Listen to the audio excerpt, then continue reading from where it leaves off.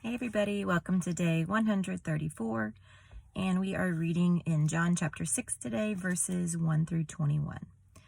So we see a story that we read in Matthew where Jesus feeds the 5,000. And we know that this group, this large multitude, has been following him because they're seeing the signs of him healing the sick and doing all these miracles.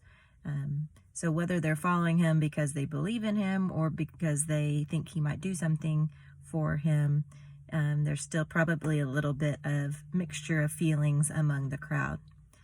So as they get toward the end of the day, Jesus looks around and realizes that everybody needs to eat something because they're been going for a while, walking.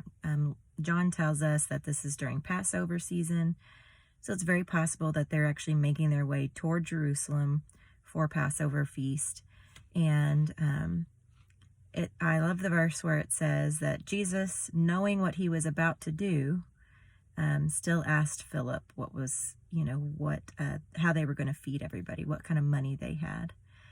And so Philip, of course, says, well, we have 200 denarii, which is not going to, even if it could feed everybody, or even if it could buy bread, it's not going to get us enough bread for everybody that's here.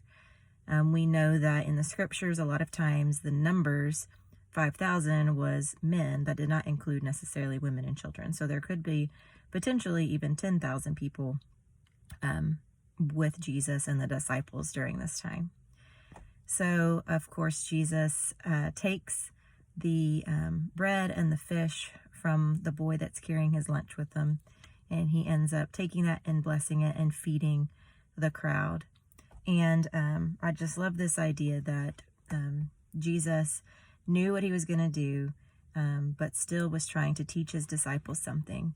And maybe on this side of the resurrection, our faith could be a little stronger because, hindsight's 20/20, and we see all that he did and all that he's done.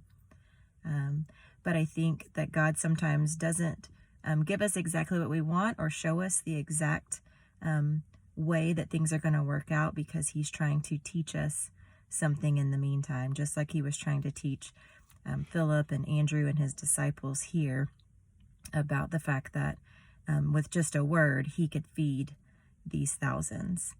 And so then he goes into they go to the Sea of Galilee, and Jesus tells them to go ahead and start going across in the boat.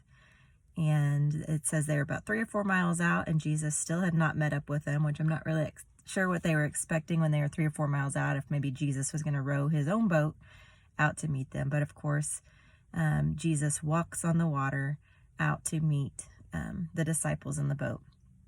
And he simply just says, "It is I, do not be afraid." And so even with just his presence, Jesus can calm our spirit. And so whatever you are going through today, if you are desiring something in your heart, maybe, you have this longing for a family, maybe you're looking for a job, maybe you just want more time at home, more time with your friends, more time with your family because you're so busy. And just know that Jesus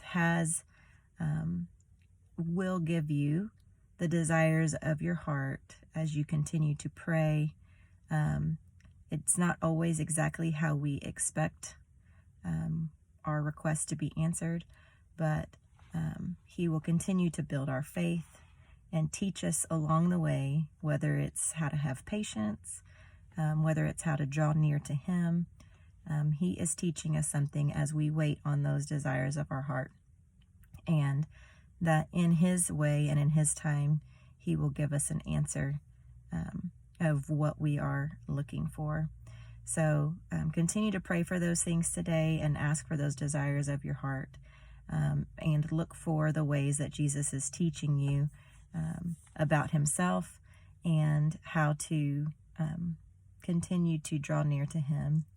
And then if you're having some troubled times right now, maybe something's going on in your life that feels like this rough storm, that the disciples were in when they were in the boat as the waters started to get rough.